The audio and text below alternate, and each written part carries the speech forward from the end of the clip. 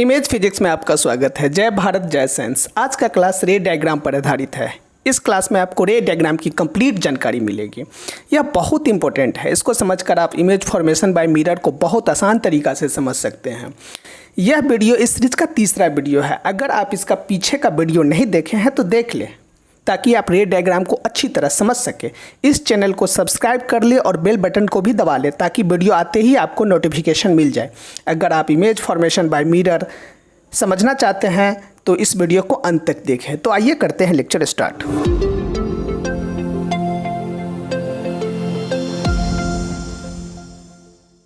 तो आइए देखते हैं टॉपिक 10.2.2।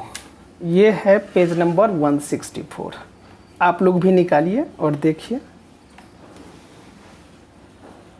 इस टॉपिक में बताया गया है कि रे डायग्राम के द्वारा स्फेरिकल मिरर के द्वारा इमेज कैसे बनता है। Representation of image formed by the spherical mirror using रे डायग्राम। अब ये रे डायग्राम क्या होता है?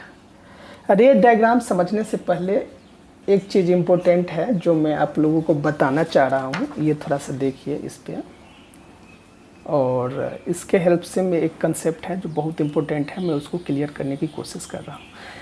एक कॉनकेव मिरर बना लीजिए,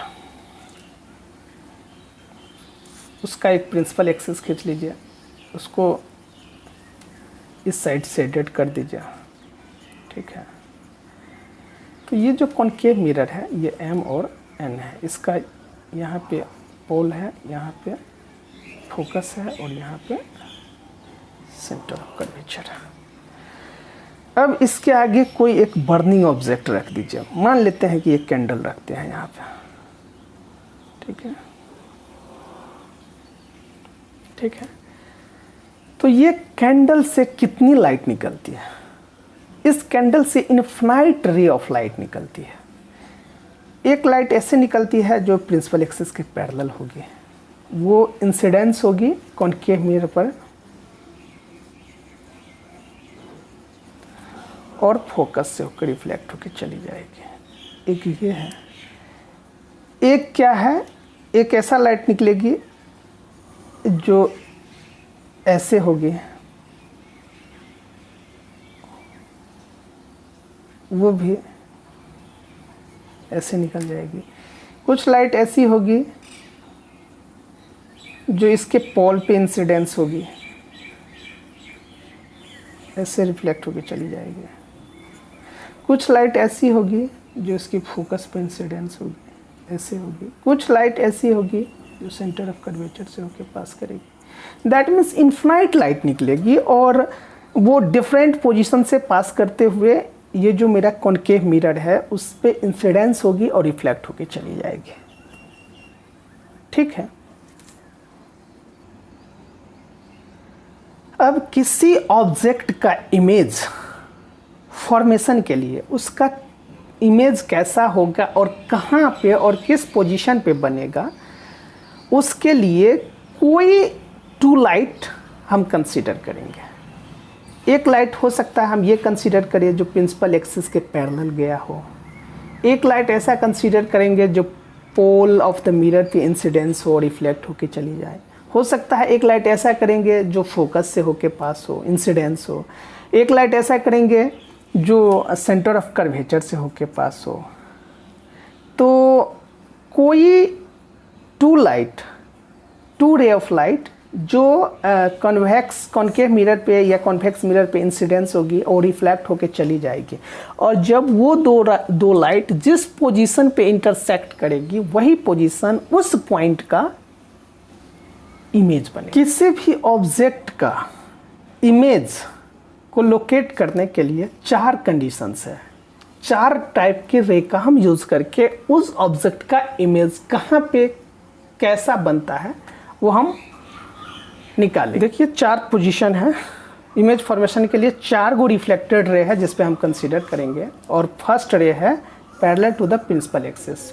एक रे लेंगे जो प्रिंसिपल एक्सिस के पैरेलल होगा। दूसरा रे लेंगे पासिंग थ्रू द फोकस से पास करेगा। तीसरा लेंगे through the centre of curvature जो सेंटर ऑफ कर्वेचर से पास करेगा।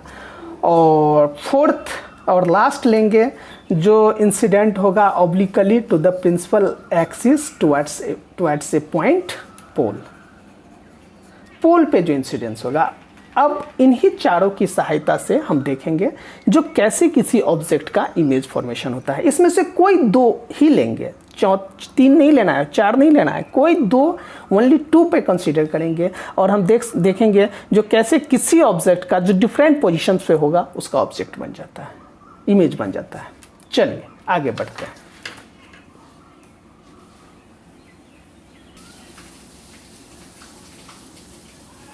तो आइए हम लोग देखते हैं ray parallel to the principal axis. अगर किसी मिरर के प्रिंसिपल एक्सिस के पैरेलल अगर रे इंसिडेंस होता है तो उसका जो कंडीशन है उसी को हम देखेंगे। यहाँ पर आपके सुविधा के लिए हम एक MN कॉनकेव मिरर,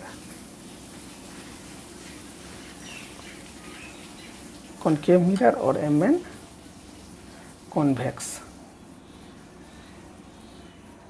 मिरर बना के रखा है और इसका एक प्रिंसिपल एक्सिस। अब देखते हैं जो रे जो प्रिंसिपल एक्सिस के पैरेलल आती है उसका रे डायग्राम देखते हैं। ये दोनों अलग अलग कंसीडर करिए। ये आपका हो गया कॉनकेव मिरर, इसका ये पोल हो गया, ये फोकस हो गया और ये सेंटर ऑफ कर्वेचर हो गया। अब यह सी बात है जो प्रिंसिपल एक्सिस के पैरेलल रे अगर इंसिडेंस होती है तो यहाँ से इंसिडेंस होने के बाद वो रिफ्लेक्ट होकर चली जाएगी फोकस से।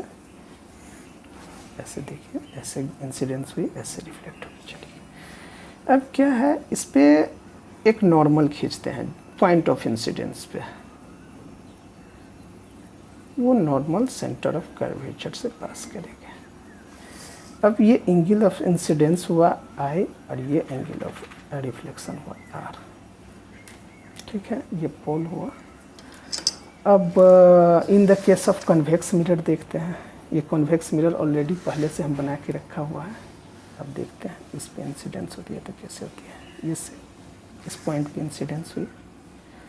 ठीक है, ये MN कॉन्वेक्स मिरर है, इसका ये पोल है, इसका ये फोकस है और इसका ये सेंटर ऑफ कर्वेचर है। तो ये रिफ्लेक्ट हो जाएगी, लेकिन ऐसे करके रिफ्लेक्ट होगी, लेकिन ये ना, ये जो फोकस है उस पर मिलती हुई प्रतीत होगी। ठीक है, अगर इस पे हम नॉर्मल खींचेंगे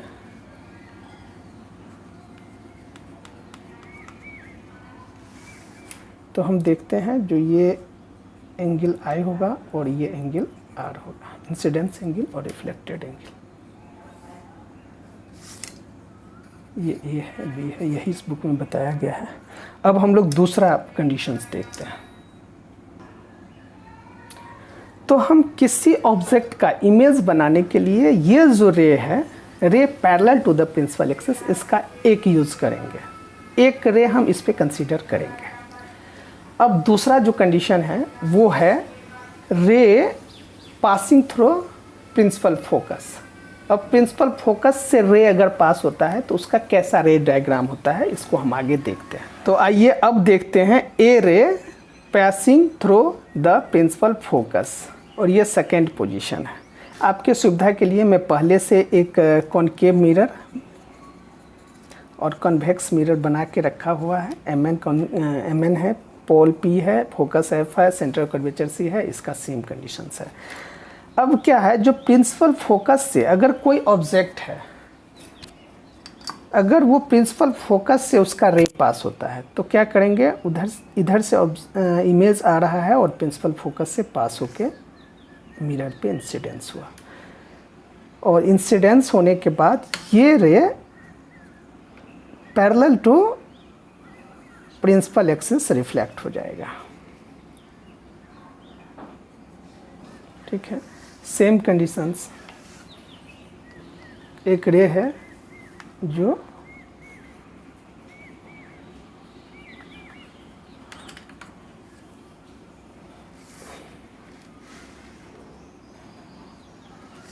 और ये रिफ्लेक्ट हो जाएगा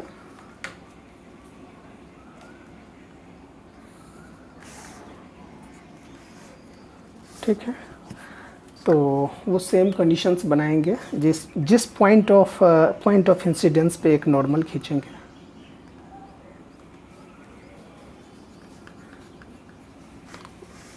इस पॉइंट ऑफ इंसिडेंस पे एक नॉर्मल खींचेंगे,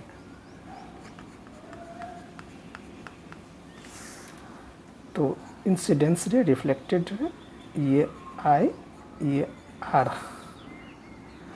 this is the I and this is the R. तो ये सेकेंड कंडीशंस है, कॉनकेव मिरर, कॉन्वेक्स मिरर, ये सेकेंड कंडीशंस। थर्ड कंडीशंस है, थर्ड कंडीशन है ए रे passing through the center of curvature।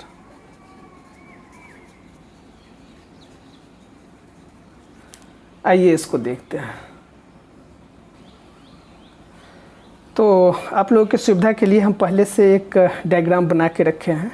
ये कॉनकेव मिरर है MN, ये प्रिंसिपल एक्सिस है, सेम है इधर भी। ये कॉन्वेक्स मिरर है, ये प्रिंसिपल एक्सिस है, प्रिंसिपल एक्सिस। इसका ये फोकस है, इसका ये सेंटर ऑफ कर्वेचर है, सेम। इसका ये पोल है, इधर भी पोल है, ये फोकस है और ये सेंटर ऑफ कर्वेचर है। अब क्या है, जो एक रे है जो सेंटर ऑफ कर्वेचर से पास होकर रिफ्लेक्ट होता है। तो जब रे इंसिडेंस होता है और सेंटर ऑफ कर्वेचर से पास होते हुए इंसिडेंस होता है कॉनकेव मिरर पे, अब वो रिफ्लेक्ट होके इसी पोजीशन या इसी पाथ को फॉलो करता है। इंसिडेंस होता है इसी पाथ पे और इसी पाथ को फॉलो करते हुए रिफ्लेक्ट हो जाती है। सेम कंडीशंस है इधर भी, ऐसे आया, यहाँ पे इंसिडेंस हुआ,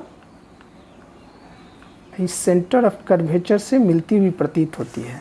ऐसे इंसिडेंस हुआ और इसी पाथ को फॉलो करते हुए निकल गया। माने इसका मतलब यह है, जो ऐसे आया और रिफ्लेक्ट हुआ, ऐसे निकल गया, ऐसे आया, रिफ्लेक्ट हुआ और ऐसे निकल गया। तो ये भी एक कंडीशन है जो इमेज फॉर्मेशन में काम आता है।